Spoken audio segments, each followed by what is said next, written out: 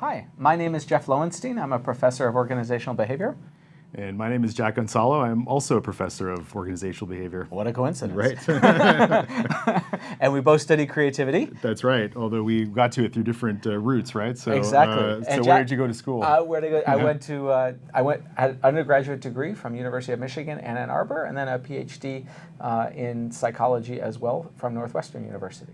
Right. My background is also in psychology. My undergraduate degree is in psychology from Berkeley, and I got interested in research, so I pursued a PhD also at Berkeley at the business school. They didn't let you out. Nope, they didn't. Right. And what got you interested in creativity? Yeah, that was actually an interest that came up in a course I took as an undergraduate, much like this one, was an intro to creativity. And I was so fascinated by the whole thing that I decided to become a research assistant to a professor in the psychology department.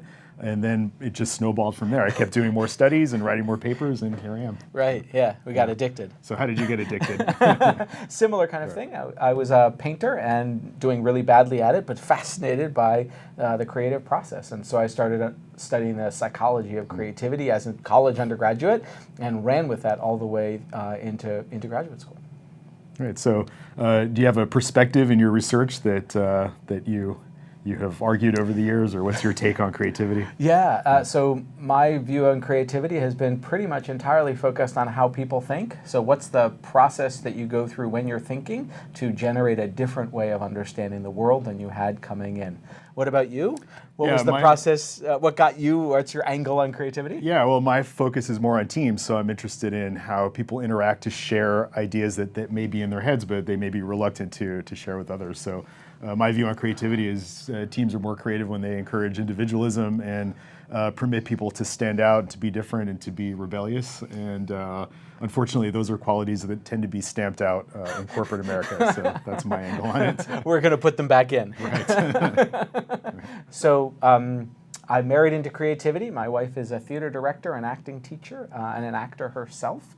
I have two daughters also who act and sing and dance and play music as well, so a pretty creative household. And you?